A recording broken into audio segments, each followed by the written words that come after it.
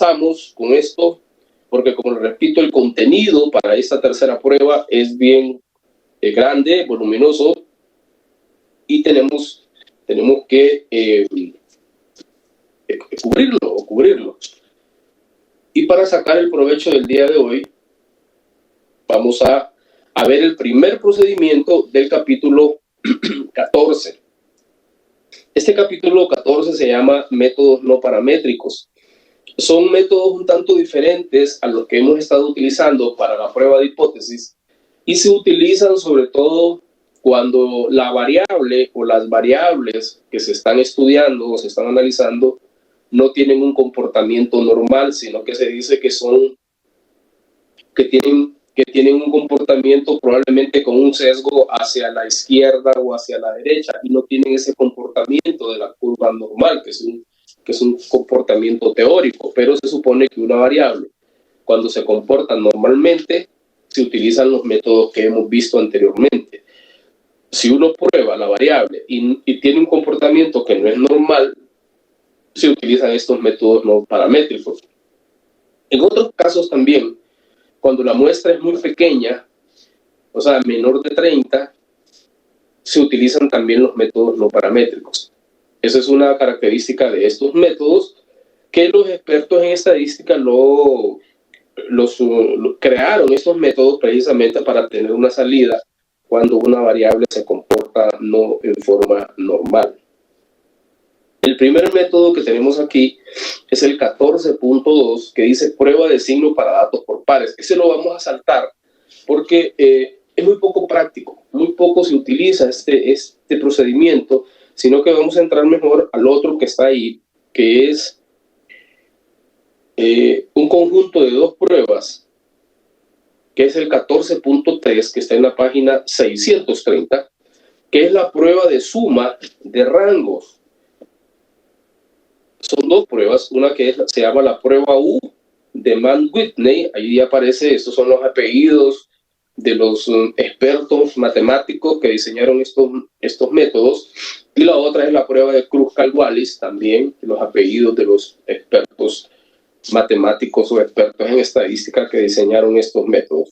Entonces hoy vamos a empezar con una de estas dos pruebas, que es la prueba U de Mann-Whitney.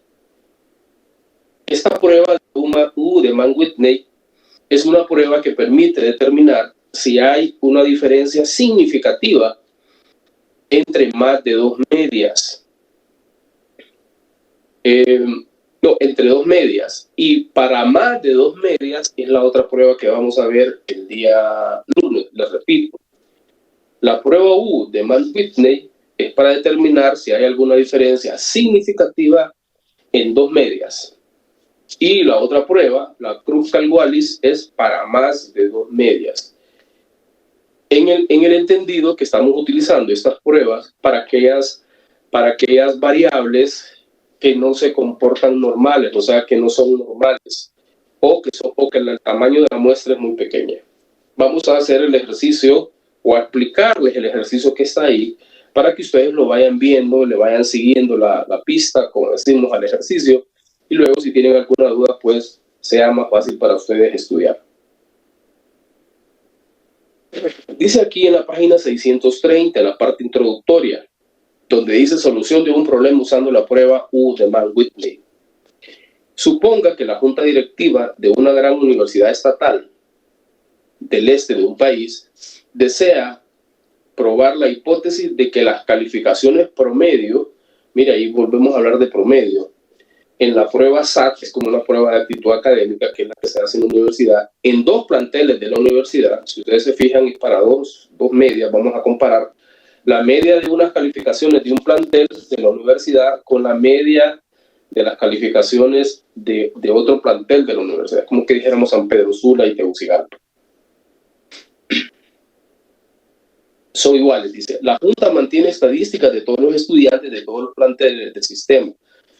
Toma una muestra aleatoria de 15 estudiantes de cada plantel y ve cuánto había obtenido de calificación promedio. Y produce los datos que se muestran en la tabla 14.3, que es la que está en la siguiente página. Ustedes la pueden observar. observar, está plantel A y plantel S. Es como que dijéramos Tegucigalpa y San Pedro Sula. Y ahí está la calificación que obtuvo el estudiante de cada uno de esos planteles. Y lo que vamos a calcular o a determinar es si hay alguna diferencia significativa o si no la hay en cada uno de estos, en estos promedios. El procedimiento que seguimos, lo que hay que hacer es elaborar una tabla, que es la tabla que aparece, la tabla 14.4. Se llama prueba de suma de rangos porque lo que hacemos nosotros a cada dato es asignarle un rango en esta tabla que está ahí, que es la 14.4. Hacemos una tabla sencilla, que es el rango. El rango se va ordenando en forma correlativa, en forma ascendente. O sea, rango 1, rango 2, rango 3, rango 4, hasta el rango 30 sería, porque aquí tenemos 15 estudiantes por cada plantel, tendríamos que llegar al rango 30 al final. Y, les repito, en forma correlativa ascendente. Y luego, en este caso, la calificación. Las calificaciones las vamos a tomar de aquí, ya les voy a explicar cómo, empezando con el dato más bajo. ¿Por qué? Porque como estamos asignando en forma correlativa ascendente, buscamos dentro de la tabla 14.3 el dato más bajo. Y, por ejemplo, si ustedes se fijan que el dato más bajo que hay ahí en la tabla 14.3 es 500. Esa es como la calificación más baja. Y esa calificación se la asignamos al rango menor, o sea, rango 1. El rango 1 dice que le toca a una calificación de 500, que es el dato que está más bajo ahí. Lo ganamos. Y resulta que le toca al plantel, en este caso, esa calificación más baja le toca al plantel S. Aquí está. Un poco para ir identificando, porque después tenemos que hacer unos cálculos y tenemos que ir identificando a qué plantel, en este caso, le corresponde cada uno de los datos. Puede ser que en otro caso sea una tienda, puede ser que sea una fábrica, puede ser que sea un método de capacitación, etc. En este caso es un plantel. Después seguimos buscando en la tabla 14.3, después de 500, ¿qué número sigue en forma ascendente? Y si ustedes se fijan, en forma ascendente, después de 500 está 550. Entonces lo ponemos aquí y a este le toca 550. A 550 le toca el rango 2 y resulta que 550 está, si ustedes se fijan ahí, en el plantel S también. Y así vamos en forma ascendente buscando el número correlativo que va siguiendo. Después de 550 sigue 600, que le toca el rango 3, que ya está en forma correlativa. 600, ¿verdad? 600 y 600 está en el plantel A. Está en el plantel A.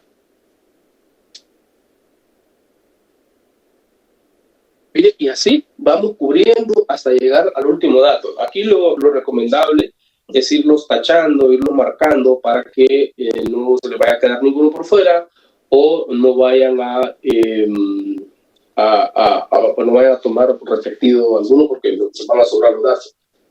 Después de 600, seguimos buscando en forma ascendente y sigue 650. Y vemos que 650 está en el plantel S. Le repito, jóvenes, así seguimos marcando, seleccionando uno por uno hasta que llegamos al último rango, que tendría que ser el rango 30, ya que son 30 datos. Si son 50 datos, tendría que ser el rango 50, porque es un rango para cada dato. Ahora, aquí normalmente surge la pregunta, que yo sé que ustedes ya la tienen en la mente, ya me iban a hacer esa pregunta, entonces yo me anticipo a darle la respuesta. ¿Qué pasa si un dato está repetido? Por ejemplo, si aquí hubiera estado 2 veces 600, o 2 veces 650, o 3 veces un dato. Puede estar repetido cualquier cantidad de veces un dato. Es muy normal. Si hay un dato repetido, lo que hacemos nosotros es, a los datos que están repetidos, les vamos a asignar el promedio de los rangos. Por ejemplo, acá, solo para ilustrarles, supongamos que este, en vez de 650, fuera 600. Significa entonces que tendríamos dos datos de 600. No puedo ponerle yo a un rango 3 y a otro rango 4, porque aquí me está diciendo que estos números son iguales y están en el mismo orden, entonces no puedo ponerle un rango diferente. Lo que se hace aquí, para los datos que están repetidos, es promediar estos dos rangos y ponerles ese promedio a los dos datos porque es el mismo dato. Entonces lo que hacemos es sumar 3 más 4 es 7, entre 2, 3.5. Entonces quiere decir que a estos datos que están repetidos sería 3.5 y 3.5, que es el promedio de 3 más 4, 7, entre 2, 3.5. Si hubiesen tres datos repetidos, igual.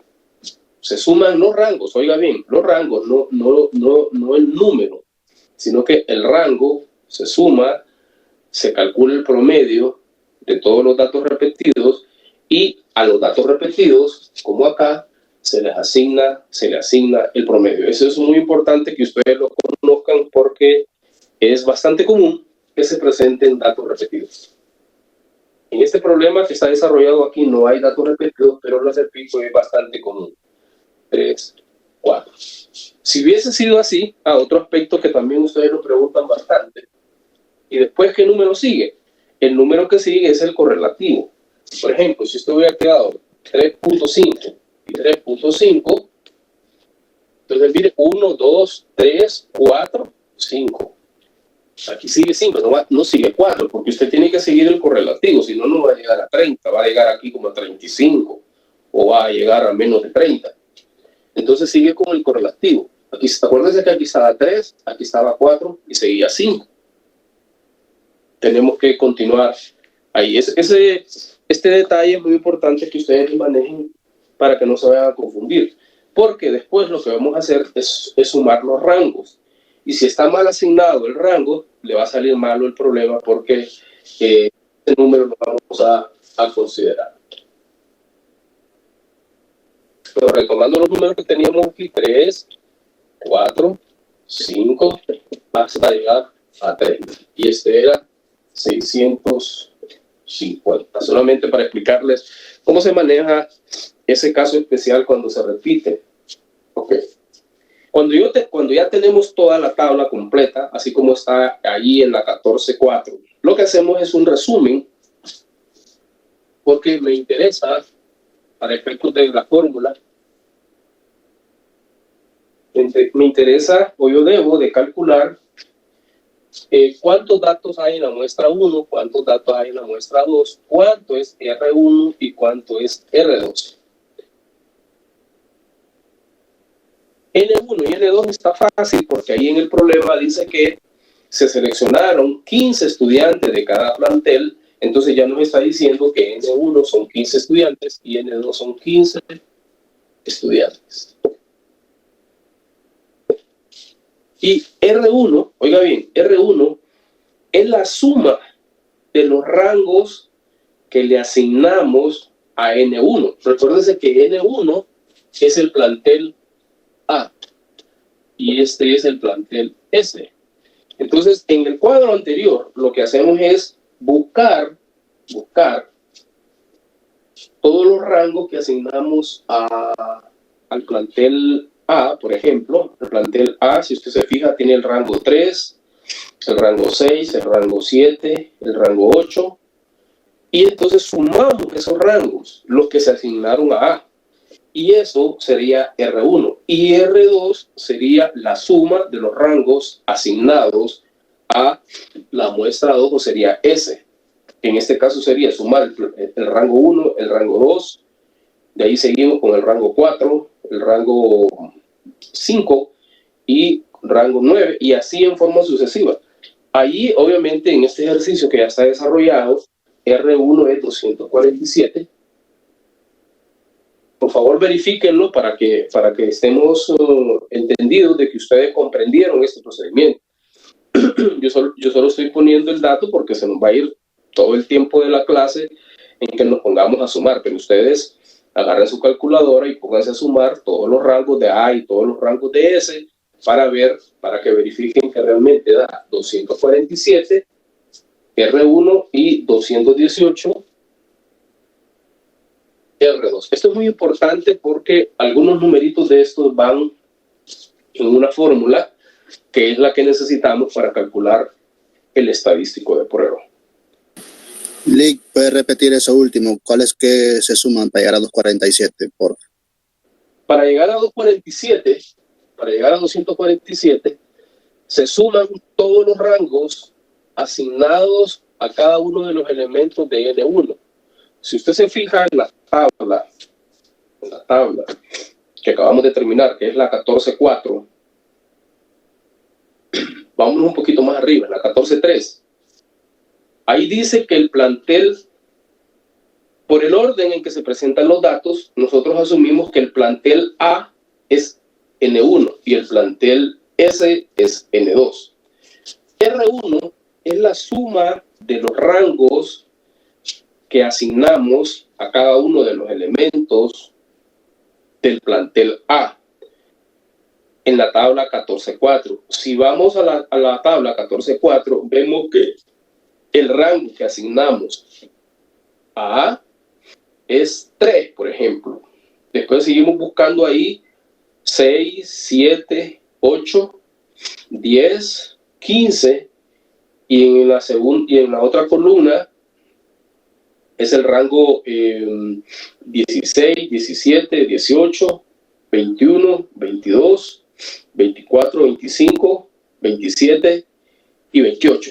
Al sumar esos rangos, que son los asignados a los datos de A, de N1, nos va a dar 247. Y los otros son los que asignamos a los datos de S, que es el plantel S. Nos va a dar 200. Gracias, Lick.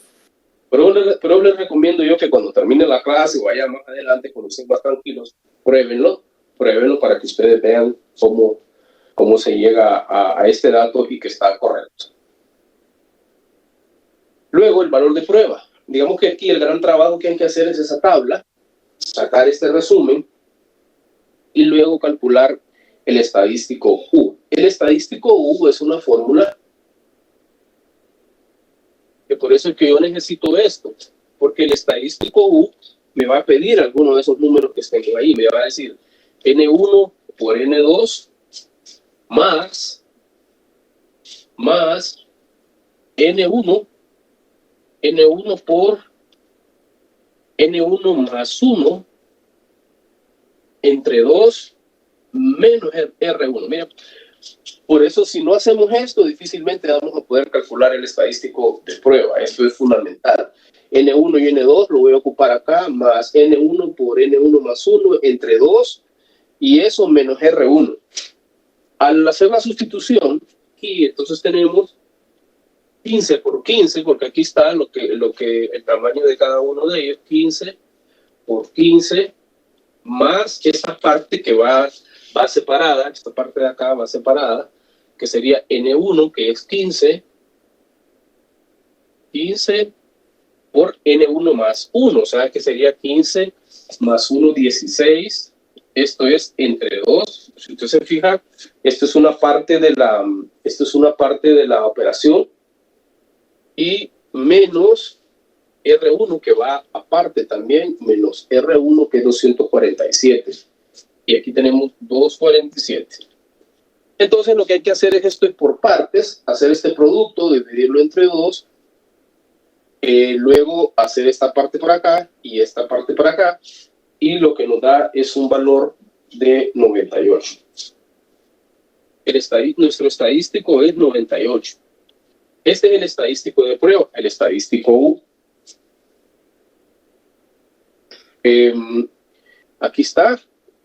Este 15 por 15 son 225 más este de acá que es 120, se suman las dos y se resta 247 y nos da 98. Como les digo, ahí más tarde o mañana o el sábado, que estén tranquilos ahí, que estén relajados y que no tengan mucho que hacer, agarre su calculadora para probarlo o desarrollarlo completamente.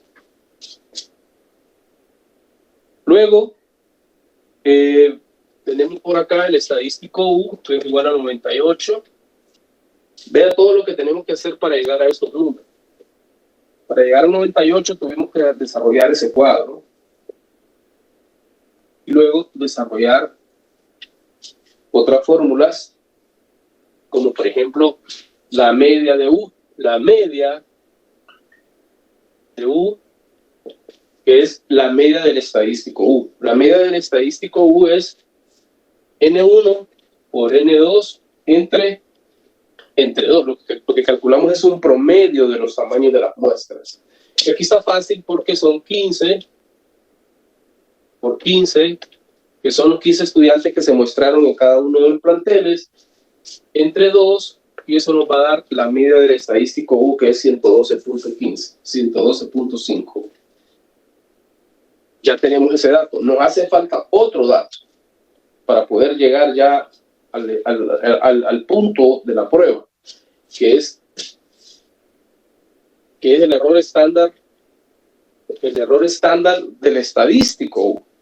También hay un error, porque todo está sujeto a una probabilidad en cuanto a la selección de la muestra.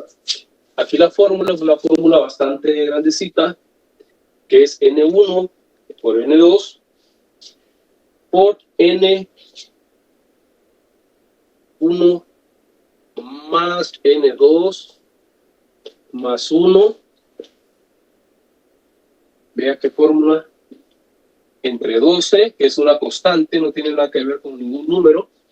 Entonces, N1 por N2 más N1 más N2 más 1 entre 12.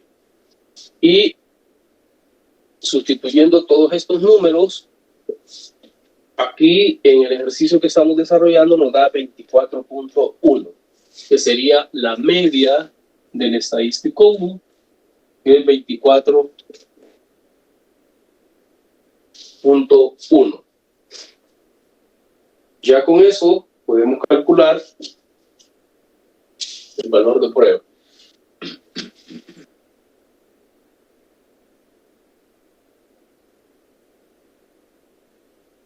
Y vamos a ver. Y calculamos Z. Dice que, hay que leer la teoría.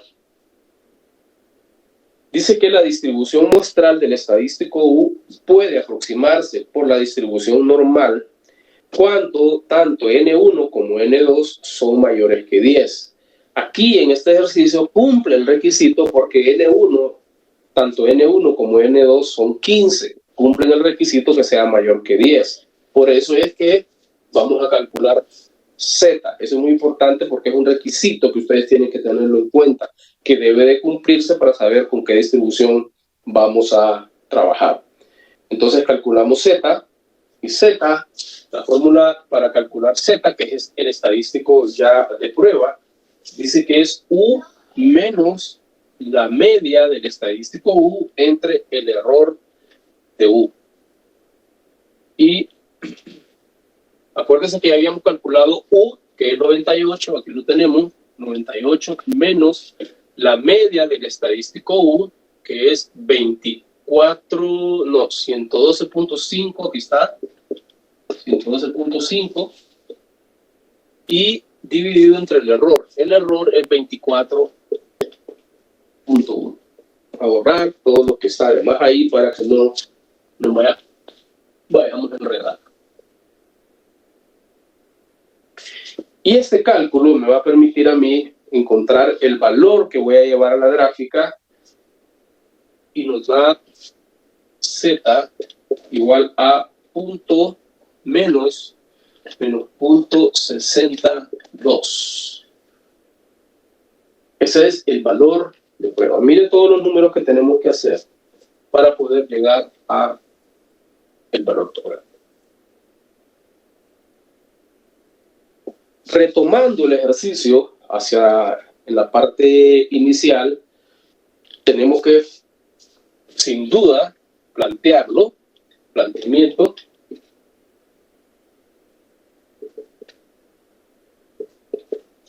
Y el planteamiento es igual a todos los planteamientos que hemos visto. La hipótesis nula se dice que la media 1 es igual a la media 2. O sea que no hay ninguna diferencia significativa entre los problemas, la media que está aquí y la media que está acá. Que en este caso se trata de las calificaciones promedio de estudiantes que están en San Pedro Sula y los estudiantes que están en Tegucigalpa, que es lo que quiere probar el director o el rector de esta universidad. Entonces aquí podemos decir que no hay diferencia significativa entre el promedio de calificaciones. Ahí lo escribí, ahí no hay diferencia significativa entre el promedio de calificaciones en los dos planteles. Ese sería el planteamiento completo, así en forma estadística, y aquí le ponemos un poquito de teoría para entenderlo mejor. Como se lee, no hay diferencia significativa entre el promedio de calificaciones entre el plantel A y el plantel S. Y la hipótesis alternativa sería que son diferentes. Son diferentes los planteamientos. Entonces, decimos aquí, el promedio, podemos escribir aquí, el promedio de calificaciones en el plantel S o en el plantel A difiere significativamente o es diferente al promedio de calificaciones del plantel S. O lo podemos plantear también diciendo que hay una diferencia significativa entre los dos promedios de calificaciones en los dos planteles. Así también se puede plantear. Y esta pruebita, según el problema, se va a desarrollar con un nivel de significancia de 0.15. Ese es el planteamiento del problema. Pasamos al paso número 2 o seguimos con el paso número 2. Que como ya sabemos que cumple el requisito de hacerlo con la distribución normal, sabemos que nuestra gráfica va a ser esta, la distribución normal, porque dice que se puede aproximar a una distribución normal si N1 y N2 son mayores que 10, que sí aplica en este caso. También sabemos que esta es una prueba de dos extremos,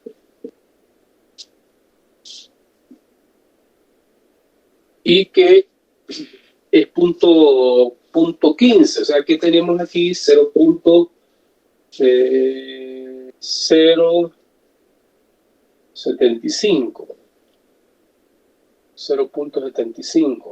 A ver si no me estoy equivocando. Sí, así es. 0.075, o sea, 7.5%, que es la mitad de 15. Y aquí sería la diferencia, 0.425 y 0.425. Y como de costumbre, como ya sabemos que es una distribución normal, buscamos este valor en la tabla, que sería la tabla 1, y vemos dónde encontramos 0.425. Lo buscamos allá, por favor, siempre vayan allá, vean cómo se determinó, para que no vayan a tener problemas al momento que estén desarrollando un ejercicio. De acuerdo a el desarrollo del mismo, se encuentra en 1.44,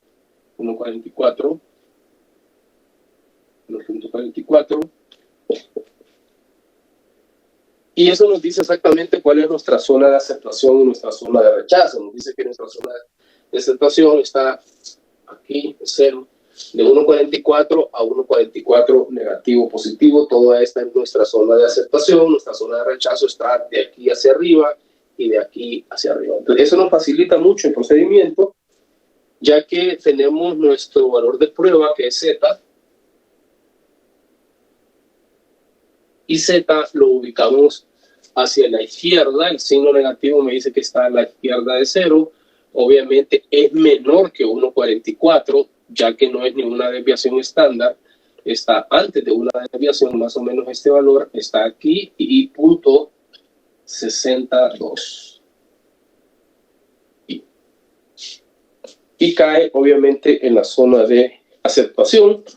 Con eso concluimos que sería el paso número 4, diciendo que con un nivel de significancia de 0.15, aceptamos nuestra hipótesis nula, que no hay una diferencia significativa entre el promedio de calificaciones que obtienen los estudiantes en San Pedro Sula y el promedio de calificaciones de estudiantes, el promedio de calificaciones que obtienen los estudiantes en el plantel de Tegucigalpa. Esa sería la respuesta, jóvenes. Vean que se tiene que plantear así en forma ordenada, en forma lógica, para que ustedes mismos le entiendan. Por eso yo recomiendo ya que en el planteamiento también le agreguen ese texto, esa narrativa, porque les va a ayudar a ustedes a comprender mucho mejor el planteamiento del problema y les va a ayudar también a redactar la respuesta, porque prácticamente en el planteamiento del problema y en la gráfica, prácticamente ahí está la respuesta. Si está bien planteado allá y está bien desarrollado aquí, la respuesta sale ella solita. Jóvenes, ese es el primer método de la suma de rangos. Ya vieron por qué se llama suma de rangos, porque se suman los rangos asignados a cada una de las variables. En este caso tenemos dos variables, que fue un plantel A y un plantel S. Ya el método que vamos a ver el lunes, si Dios quiere, ya tiene más de dos medias o más de dos variables. Les voy a mandar, ya haciendo una parte, les voy a mandar unos tutoriales, unos videos tutoriales, porque como parte de las actividades que ustedes tienen que desarrollar en la clase, ustedes tienen que desarrollar un laboratorio de Excel. Hay algunos problemas. Vamos a ver. Para cada uno de los temas que hemos visto, ustedes van a tener que desarrollarlos en Excel, así como decía hace poco el compañero Douglas, creo que es, para que ustedes como estudiantes vayan desarrollando sus capacidades también tecnológicas, no hacerlo solamente a pie o a mano, como decimos, que ese es el procedimiento que les he estado enseñando. Ustedes también tienen que estar preparados para poder desarrollar un problema de estos en la computadora, o sea, hacerlo en Excel. Ese es el laboratorio de Excel que ustedes tienen que desarrollar como actividad grupal. Yo les voy a mandar entonces, creo que son 7 u 8 videos tutoriales para que ustedes vayan viendo cómo van a poder desarrollar este laboratorio de Excel. Vale 10 puntos oro, apúntenlo por ahí para que no se los vaya a olvidar. Vale 10 puntos oro. Es en grupo y yo les voy a ir dando los problemas que tienen que desarrollarme en ese laboratorio, que no son los mismos problemas que ya desarrollaron a mano, son otros problemas. Yo, por ejemplo, les voy a decir, del capítulo 8, que fue donde empezamos, lo que se refiere a prueba de hipótesis de medias, te van a hacer estos y estos problemas. Prueba de hipótesis de proporciones, me van a hacer estos y estos problemas. Y ustedes van a ir desarrollando paulatinamente. Se los digo ahorita porque ya estamos a mitad de la clase, ya hicimos la prueba 2, ya estamos entrando al contenido de la prueba 3, y luego viene ya la prueba número 4. Entonces ustedes tienen que ir trabajando ya poco a poco. Como es un trabajo grupal, tienen que ponerse de acuerdo cómo lo van a hacer, porque al final a mí solo me van a entregar un laboratorio en Excel que va a representar a todo el grupo. El primer paso es que ustedes vean los videos tutoriales, que los revisen, porque así como está explicado en el video tutorial, así es que ustedes van a desarrollar su laboratorio de Excel. ¿Tienen alguna pregunta con esta nueva actividad que ya vamos a entrar a ella? Licenciado, fíjese Diga. que no me quedó claro